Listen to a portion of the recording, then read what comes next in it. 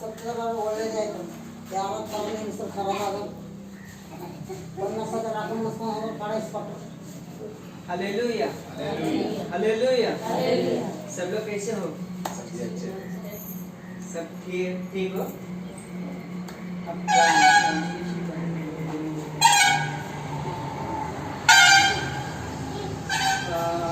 मैं 4 दिन के पहले कमल नगर गया था। ನಾನೊಂದು 2-3 ದಿವಸದ ಮುಂಚೆ ನಾನು ಕಮಲ್ ನಗರಕ್ಕೆ ಹೋಗಿದ್ದೀನಿ. वो भी रात में 7 बजे गया था ನಾನು ರಾತ್ರಿ 7 ಗಂಟೆಗೆ ಹೋಗಿದ್ದೀನಿ. और आने के टाइम में ನಾನು ಬರುವಂಥ ಸಮಯದಲ್ಲಿ एक कोडगाड़ बोल के एक गाँव है। ಒಂದು ಊರಿದೆ, ಕೊಟ್ಟಿಗೆಳ ಅಂತ ಅಂದ್ಬಿಟ್ಟು ಒಂದು ಊರಿದೆ. वो गांव के सामने मैं आ रहा था गाड़ी से। ಆ ಊರಿನ ಹತ್ರ ಇವರು ಬರ್ತಾ ಇರುವಂಥ ಸಮಯದಲ್ಲಿ सामने से एक टू व्हीलर वाला आया। ಎದುರುಗಡೆ ಒಬ್ರು ಬೈಕ್ ಅವನು ಬಂದಿದ್ದಾನೆ.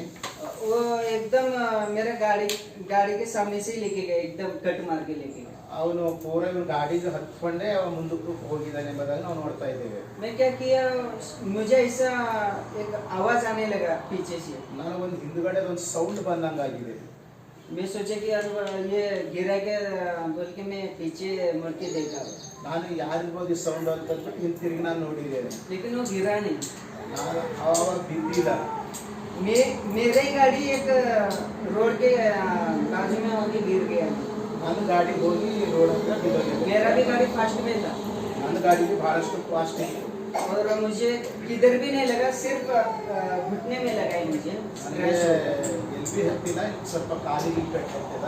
और हाथ को थोड़ा थोड़ा लगा है। ನನಗೆ ಸ್ವಲ್ಪ ಇಲ್ಲಿ ಕೈ ಕೂಡ ಅಲ್ಲಿ ಸ್ವಲ್ಪ ಇದು ನೋವಾಗಿದೆ. परमेश्वर को धन्यवाद कि मुझे और कुछ हुआ नहीं, मुझे उतना बड़ा हुआ। ನಾನು ದೇವರಿಗೆ ವಂದನೆ ಸಲ್ಲಿಸ್ತೇನೆ. ದೇವರು ನನ್ನನ್ನು ಆ ಒಂದು ಸ್ಥಿತಿಯಿಂದ ಕಾಪಾಡಿದ್ದಕ್ಕಾಗಿ ನಾನು ದೇವರಿಗೆ ಕೃತಜ್ಞತೆ ಉಳ್ಳವನಾಗಿದ್ದೇನೆ. और परसों के दिन और मैं तोड़ना गया था।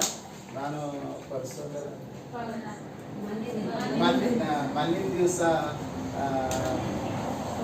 ನಾನೊಂದು ಊರಿಗೆ ಹೋಗಿದ್ದೀನಿ. वो गाँव का नाम तोड़ना है। ಊರಿನ ಹೆಸರು ತೋರಣ ಅಂತ ಊರಿ ಹೆಸರು. तो मैं तोड़ना से आ रहा था, ನಾನು ತೋರಣದಿಂದ ಬರ್ತಾ ಇದ್ದೆ. एकदम मुझे पता नहीं आगे खड्डा है बोल के। ನಾನು ಖೂನ ಇಲ್ಲ ಆ ಸ್ಥಳ ಒಂದು ದಾರಿ ಒಂದು ದಾರಿ ಇದೆ ಅಂತ ನನಗೆ ಗೊತ್ತಿಲ್ಲ. तो मैं तभी भी थोड़ा गाड़ी कंट्रोल में हुआ, एकदम टायर स्लिप होके निकल गया। ನಾನು ಆ ಗಾಡಿ ಕಂಟ್ರೋಲ್ ಮಾಡೋದಕ್ಕೆ ಅದು ಗಾಡಿ ಸ್ಲಿಪ್ ಆಗಿ ಕೆಳಗಡೆ ಬಿದ್ದೋಗಿತ್ತು. तो गाड़ी का पूरा डोम फूट गया मेरा, ಅದು ಗಾಡಿ ಸ್ವಲ್ಪ ಡ್ಯಾಮೇಜ್ ಆಗೋಗಿದೆ. लेकिन मुझे कुछ नहीं हुआ। ನನಗೆ ಏನೂ ಕೂಡ ಆಗಿಲ್ಲ.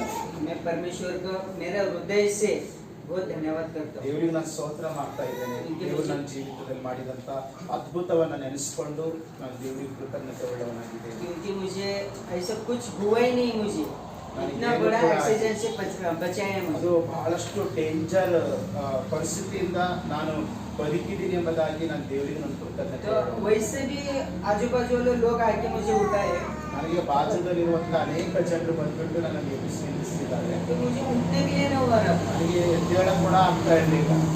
किधर भी नहीं लगा, लेकिन एकदम मेरा ऐसा घबरा गया।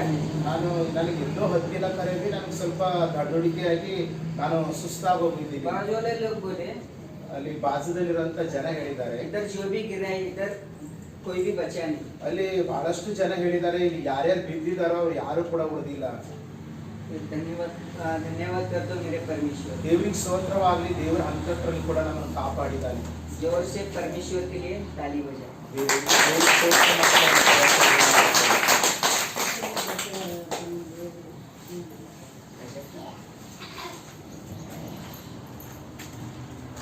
ದೇವರಿಗೆ ಸ್ತೋತ್ರವಾಗಲಿ. ಇವಾಗ